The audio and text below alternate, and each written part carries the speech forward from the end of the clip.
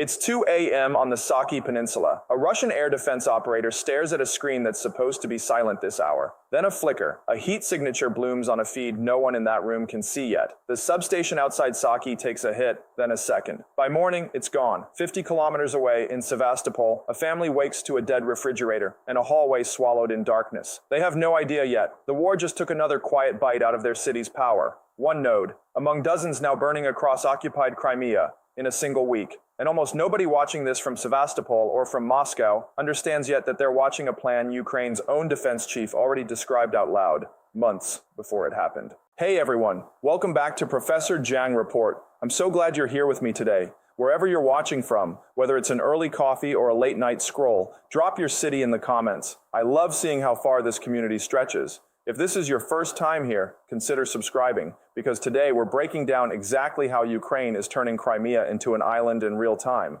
and why Putin's most prized occupied territory may be about to become his heaviest burden. Before we go further, sit with this for a second. Imagine you're a Russian logistics officer responsible for keeping fuel, ammunition, and reinforcements flowing south toward the front lines. Every route you depend on runs straight through a peninsula that's now losing power, block by block, running dry at the pumps, and slowly cutting itself off from the mainland that's supposed to supply it. Tell me in the comments what you'd do in that position, because we're coming back to that exact question before this video ends. Longtime viewers already know Crimea has been fought over for a lot longer than this war. For nearly 2 centuries, military strategists have called it the key to the Black Sea, dating back to the original Crimean War in the 1850s, when Britain, France, and the Ottomans took on Russia specifically to stop Moscow from controlling that stretch of coastline. The logic hasn't really changed. Whoever holds Crimea holds the northern edge of the Black Sea. What's changed is the weapon used to contest it. In the 1850s, that meant naval sieges and infantry landings. In 2026, it means a few $100s of drone parts, flown at night by operators who might be sitting nowhere near the peninsula at all. To understand why this particular week matters, you need to understand exactly what was hit and how deliberately it was chosen. On July 1st and 2nd, Ukraine's drone forces ran a coordinated 48-hour strike across occupied territory. According to the commander leading the operation, call sign Madyar, his units took down 12 electrical substations and 1 gas distribution site in a single sweep. 10 of those 12 substations sat inside Crimea itself. This wasn't scattershot. Multiple specialized units, each with their own assigned targets, moved in sequence. One group hit a major substation feeding western Crimea. Another unit struck 3 separate facilities in rapid succession. A different regiment knocked out a high-voltage hub responsible for distribution across the entire western half of the peninsula. And a separate strike took down another key substation on the eastern side. Plot these locations on a map, and they don't cluster randomly. They ring the peninsula from east to west, each one cutting power to a different military or logistics zone. The commander's own comment afterward was blunt. The sky was clear, the moon was out, and in his words, Moscow will fall. That 48-hour window wasn't an isolated flash. It was the visible peak of something that had already been building for weeks. One of the substations hit on July 1st had already been struck once before. Another facility in a different district had gone dark in late June, come back online, and then caught fire a second time just days later. That kind of repeat targeting tells you something. This isn't about spectacle. It's about denying repair crews enough time to fully restore a site before it's taken offline again. And the targets weren't random either. Monitoring groups noted that one facility had been undergoing a major upgrade since 2024. Older transformers swapped for newer, higher capacity units. Exactly the kind of modernized infrastructure that would matter most to Russian military logistics. By the overnight hours that followed, the pattern widened further. More substations catching fire, a facility powering a military airfield taken down, an important transmission hub hit, and even a railway bridge crossing a canal branch struck in the same 48-hour window. Bridges, transformers, and airfields going dark together in one stretch isn't coincidence. It's a target list built around a single goal. And that goal has a name. Back in late June, before any of this week's strikes happened, Ukraine's own defense minister said the quiet part out loud, on camera. His forces, he said, are isolating Crimea using drones. Then he added something that sounds almost casual until you sit with it. In the near future, Crimea will become an island, and that could lead to some very unexpected consequences for the people living there. That's not a throwaway line. That's a sitting defense minister publicly naming the strategic goal of an active campaign, weeks before its most intense phase actually played out on the ground. If you're finding this breakdown useful, this is exactly the kind of analysis this channel exists to deliver. Take a second to subscribe before we keep going. We'll keep tracking this isolation campaign as it develops. So why does becoming an island matter this much? You have to understand what Crimea actually is to Russia's war machine, beyond the politics of the 2014 annexation. Before that annexation, Crimea relied on mainland Ukraine for more than 80% of its electricity. Afterward, Russia poured money into new power plants to make the peninsula self-sufficient.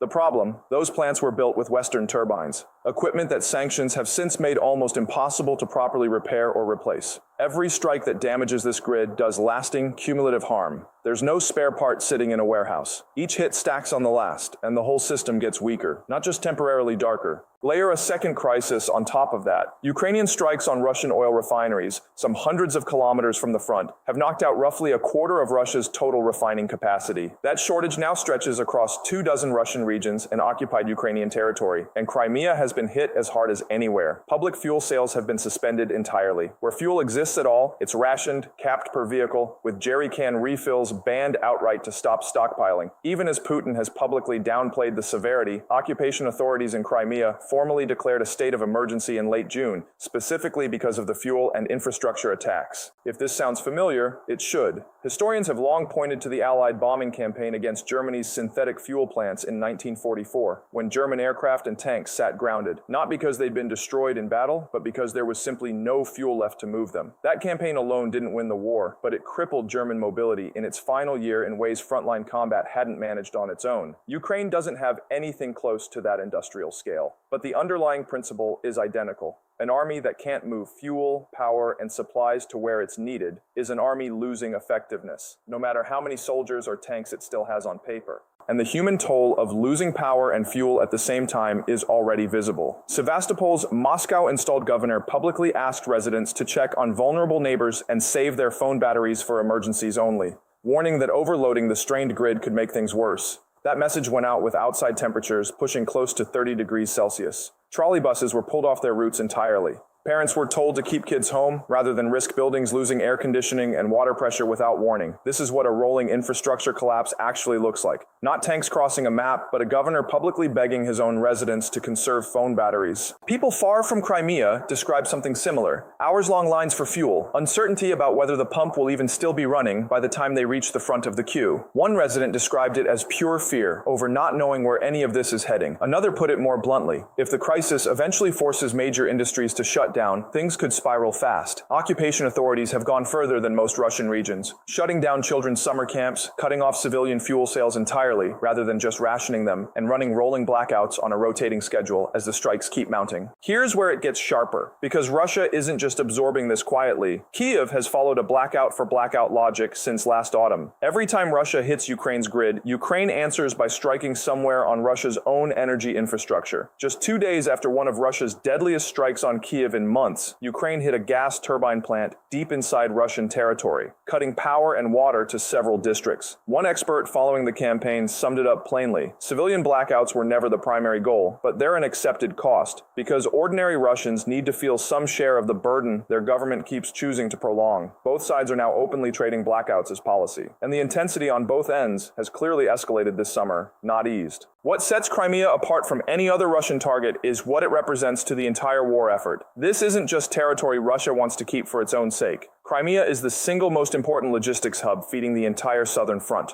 Fuel, ammunition, reinforcements, all of it has to move through or around this peninsula to reach Russian troops further along the line. The bridge connecting Crimea to the Russian mainland has already been hit multiple times over the course of this war, forcing Russia to lean harder on rail lines and coastal routes running straight through occupied territory. Sevastopol is also home to what's left of Russia's Black Sea Fleet, a fleet already forced to pull much of its remaining strength further east, out of range of the sea drones that made its old harbor too dangerous to use. That's the backdrop this new grid campaign is landing on. A navy already pushed back, a bridge already damaged and repaired more than once, and now a power grid being dismantled, node by node on top of it all. There's a quieter effect here too, one that never makes a single day's headline. A peninsula running on rationed fuel and rolling blackouts isn't just an inconvenienced tourist destination anymore. It's occupied territory where ordinary people are being asked to personally absorb the cost of a war Moscow started. That matters strategically, not just morally. Occupying forces depend on a functioning local population to keep their own logistics running. Truck drivers, warehouse staff, even the electricians repairing these very substations. When daily life on the peninsula starts breaking down, that dependency becomes a liability Moscow didn't have 2 years ago. So let's go back to where we started. You're that Russian logistics officer, trying to keep the southern front supplied, and every week, the map you're working with gets a little more broken. Substations you relied on last month are ash this month.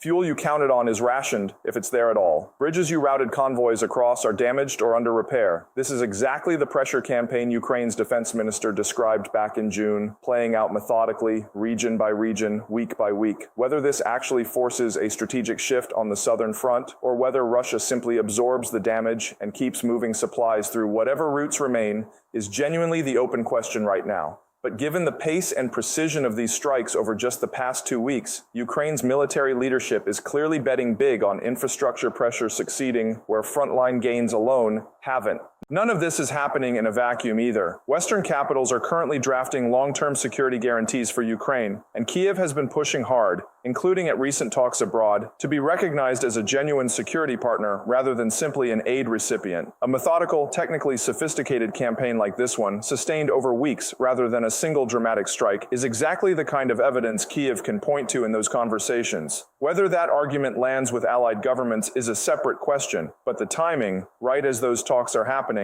is unlikely to be a coincidence. There's a temptation to watch this purely as a scoreboard. Another substation down, another point on the map. But the more useful way to see it is attrition of function, not attrition of territory.